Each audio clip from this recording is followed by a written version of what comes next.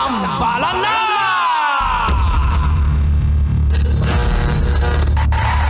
Ang tambalang kumikinang. Coliala and Diego Bandido.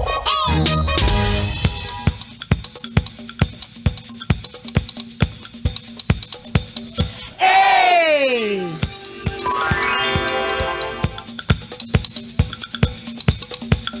Hey! Magandang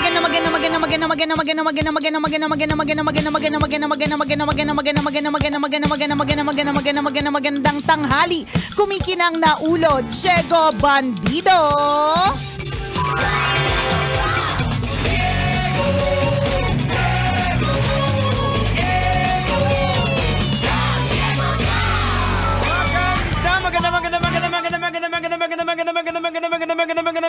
Magandang tanghali, kumikinang ina!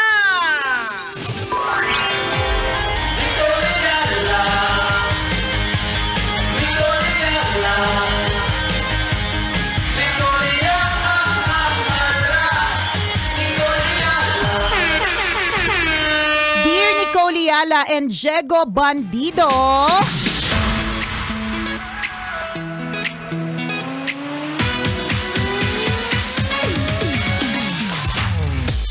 Normal lang po ba itong nararamdaman ko na apektado po ako sa mga nangyayari sa Middle East.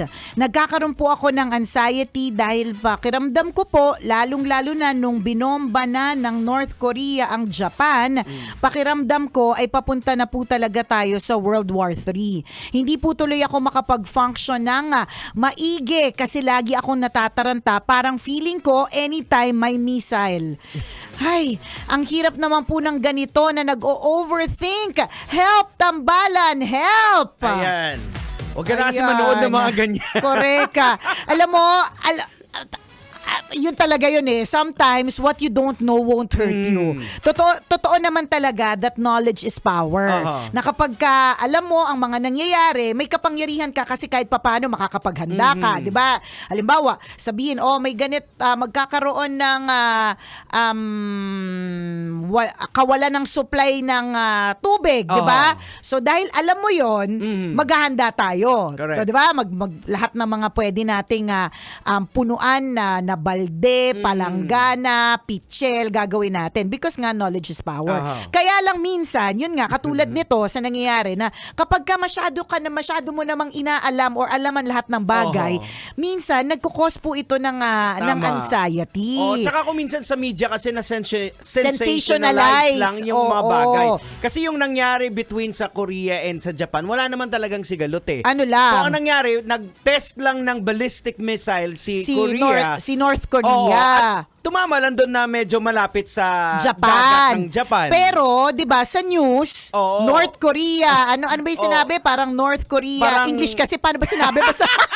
Basta yung pagkakasabi, parang tinira yung Japan. Yung Japan. Pero actually, alam mo, kung halimbawa medyo ang tingin mo sa buhay medyo light o kaya medyo ikaw yung tipong hindi ka masyadong seryoso or nag-anxiety, matutuwa ka dun sa mga comments sa comment section na hindi ba natatakot ang North Korea na igaganti na nila ang Voltes 5? na ang ilalaban ng Japan ay yung mga anime nila, 'di ba? Yung mga tatawagin na Voltes 5, sila Naruto, yan. Tatawagin nila sila Son Goku, 'di ba? Si Son Goku, si Son Gohan, 'di ba?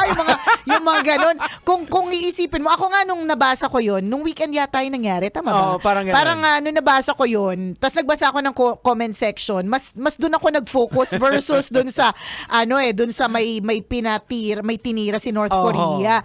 Parang mas natawa pa ako sa comment section, 'di ba? Pero yun nga, tama si Jegs. Ako nga hindi ko nga nabasa yung part na yan na meron lang silang tinetest na nagkataon na napunta sa Japanese waters, 'di ba? Na hindi necessarily meron talagang tinitira nila yung Gundam robot ng Japan, 'di ba? Yung bang mga ganon. So, siguro ang sinasabi lang din ng tambalan is that knowledge is power pa rin. Ibig sabihin, alamin mo muna Correct. kung talagang ito yung mga aktual na nangyayari, Oo. ganyan na para hindi ka mataranta. Kasi kung ganyan, tingnan mo, kung nalaman mo na nagtatry lang naman pala, Oo. di ba? Hindi mo na maiisip yung mga World War III, yung mga ganong klase mga eksena, or di naman kaya isa ding option, wag na rin basa ng mga kung anik-anik, di ba? Oo, lagi ka talaga pumunta dun sa root kung saan yung pinanggalingan. Yan. O parang yung kagaya nung nung Saturday, nung nag-Bible study kami ng mga kabataan, sabi nila, Nagbago na po talaga si Diego Bandito dati pagka Saturday. lasing. Iba po, correct. Iba po yung sinastudy nila. Oo, so nagtanong sila. Oh. Sabi niya, bakit Adam yung pinangalan? Sabi ko, Saan? Yung pangalan ni Adam. Ni Adam, bakit Oo. si Adan at Eva, bakit Adam? Si God Oo. ba nagbigay? Sabi ko, tingnan natin yung root word para malaman natin. So nung tiningnan namin yung root word, yung sa Hebrew, ang ibig sabihin ng Adam is man. Man, O, okay. tapos yung Eve din is life bringer. Oh, okay. So yun yung meaning. At mga babae po yun. So Oo. laging babalik ka dun kung saan nanggagaling Saan yung root. nanggaling. Oo. So, ganun din pagdating sa balita. Oo. 'Di ba? Mahirap kasi madami nagre-repost. Una sa lahat, kapag ka ang nagre-repost ay yung kumari mong chismosa. Na alam mo namang walang kredibilidad. Ayan. 'Di ba? Mag-double check ka muna bago ka magka-anxiety. Tama, oo. 'Di ba? Or di naman kaya kung meron ka talagang aktual na kakilala na nandoon, Oo. 'di ba? Pwede mong tanungin. Ako nung nag-umpisa yung mga bombing diyan sa Middle East, ang una ko talagang minessage ay yung mga nandoon. Oo. Yung mga nakikita ko sa balita na Natakot tinamaan na- daw. Natakot na yung mga tao doon. Correct, 'di ba? Na nung nakausap ko yung isa kong kaibigan na sabi niya may mga bombing daw, may mga nakakatakot kasi mayat-maya may mga Tumutunog yung tumutunog, 'di ba? Yung mga ganun, pero ayos lang naman din sila. Ibig sabihin, tuloy lang ang work pero work from home, tuloy din ang school pero Oo. online. Mga ganun. So, ibig sabihin, bago ka mataranta sa isang bagay na hindi mo naman alam, walang sense kasi mataranta sa isang bagay na hindi mo Tama. alam eh. Yan po yung ginagawa ng overthinking. Oo. 'Di ba? Kadalasan yung utak natin, yung brain natin, tinitrick tayo eh. Oo. Iniisip na niya yung mga mangyayari, pero sa totoo lang, kung babalik po tayo sa root, wala pa pong nangyayari. Correct. Parang experience ko rin nung nagkaroon ng giyera sa Mindanao, sa Lanao ba yun? Nandun ako Sa gitna. Saan ka naglalagay? nasa Mindanao ako na area na yun. Na sinasabi, binabalita na tumatakas yung mga tao galing doon sa kabilang dagat, ganyan. umaahon na sila. So ikaw na wala doon, Oo. may isip Hindi. mo, Oo. kaguluhan na. Ayun. Halimbawa ako, Oo. na wala doon, na may isip ko, hala kaguluhan na Oo. talaga yan. So, kausap ko ganyan. na yung asawa ko, natatakot na, sabi ko, anong kagulo? Kumakain kami ng durian ice cream dito sa sinasabi nilang lugar. Oh, 'di ba para kumain ka ng ice cream sa lugar ng gera na sinasabi sa balita, Oo. 'di ba? Ibig sabihin, 'di ba? I mean ang ice cream, kung titingnan po natin, ay kinakain po 'yan on a relaxed mode. Tama. Yung pagka gusto mo nga, parang gusto mong i-reward yung sarili mo, mag-ice cream ka. Correct. Oo. At para mag-ice cream ka sa gitna ng sinasabi nilang kaguluhan, ibig sabihin, hindi ganun yung kaguluhan. Tama. So yun. 'Di ba parang katulad ng minsan meron silang naririnig na balita tungkol sa Pilipinas na ang gulo-gulo daw dito, Oo. may mga ganitong nakawan, may mga ganitong kaguluhan, tapos mga protesta, mga protesta, Oo. ganon. Pero kapag nandito ka sa Pilipinas, yung protesta nga hindi naman alam kung nasan yun eh. Sa sobrang, it's just a small part Oo. of sa Kamaynilaan. Oo. 'Di ba? Yung bang ganun. So, Oo. bago mataranta, magpanik, hindi makahinga sa eksena ng ganyan, 'di ba? Knowledge is power, alamin mo. O Correct. di naman kaya kung alam mong kahit knowledge is power, mas natataranta ka kapag ka nalalaman mo, di iwas ka na lang din. Tama. Nood ka ng Cocomelon. Nood ka ng ganon. Ayan, kasi kung minsan yung mga balita talagang pinapainit lang para maging juicy. Correct. Huwag na tayong lalayo. Oh. Yung balita ng buhay ng isang Nicoliana, Oh, di ba? diba? Ang daming galit na galit. Correct, di ba? Ang daming kasi Oo. napoproject kasi yung narrative. Tama. Importante yung narrative, Diba? 'di ba? Parang mga ganyan na siya ang dahilan ng mga ganitong klaseng bagay. Tapos pag nalaman niyo po talaga yung tunay na kwento, 3 tao lang po 'yon, 'di ba? 3 tao lang po 'yun. Alamin mo din kasi muna.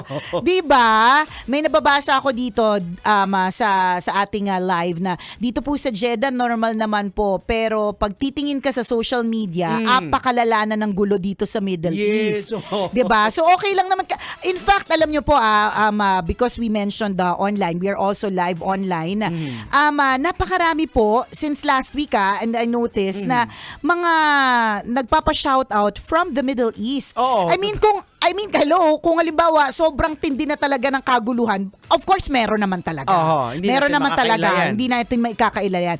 Pero 'di ba, kung talagang as in like extremely papunta na ito sa World War III or kung ano man, 'di ba?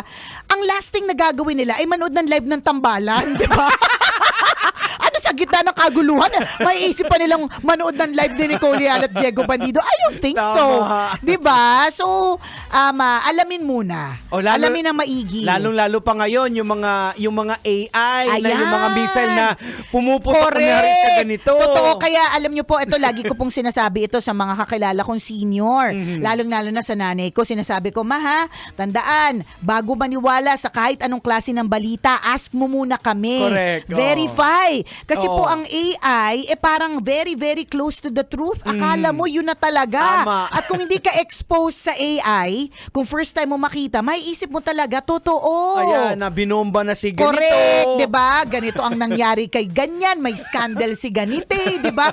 Pwedeng-pwede na pong baguhin ang narrative o yung kwento. Pero AI generated lang pala. AI generated, 'di ba? At saka wag din tayo papadala sa bugso ng damdamin kagaya True. nung 'di ba sa UAE may mga hinuli na mga different nationals at kasama doon 2 Pinoy ata na nag-share, nag-post ng fake news. Oo. Kasi siguro possibly akala mo totoo, shinare mo. So naging parte ka ngayon ng pagpapakalat ng fake news. Ayun. O, 'di ba? So alamin niyo muna yung source. Correct. Ayan. Yun po talaga yung pinaka-importante. O ito, may nagsabi din, dito po sa Abu Dhabi, Tambalan, katabi ko lang po ang war zone. Oh. Nakikinig po ako kahit ngayong oras na to, na sunod-sunod na. Sunod-sunod na naman. Siguro yung talaga? pakawala ng missile. Oo, ganun. Ayan. Talaga? Kalmado? Iba din.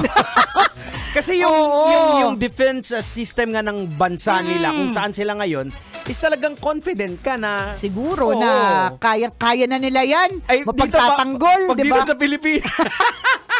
Hindi ba in other words, Kabisyo, bago ka mataranta, hindi lang tungkol dito life in general. Yeah. 'Di ba? Bago ka mataranta sa mga bagay, ito yung natutunan ko na inaano ko pa rin, na tinatry ko pa rin i-apply sa buhay ko. Kasi madami po akong mga advice, mga Kabisyo, katulad nito na huwag kang mataranta, huwag kang mag-overthink, na pag nasa gitna ako ng problema, hindi ko po nagagawa.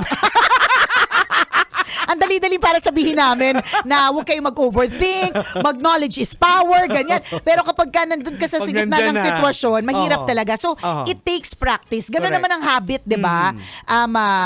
Ang habit po, it takes practice. Hindi pwede yung isang beses ka lang na nag-skip ng meal, Oo. ibig sabihin nun, magaling ka na sa intermittent fasting. Tama. Or isang beses ka lang na hindi nakinig sa balita, ibig sabihin, magaling ka na. Or isang Oo. beses ka lang hindi nag-overthink, Tama. ibig sabihin, magaling ka na. It takes practice. Tama. Ito rin pinapractice ko po to constantly na yung brain po natin minsan tricky talaga yan. Mag-i-imagine yan ng sandamukal na iba't ibang mga senaryo sa isang bagay na hindi pa naman nangyayari. Tama.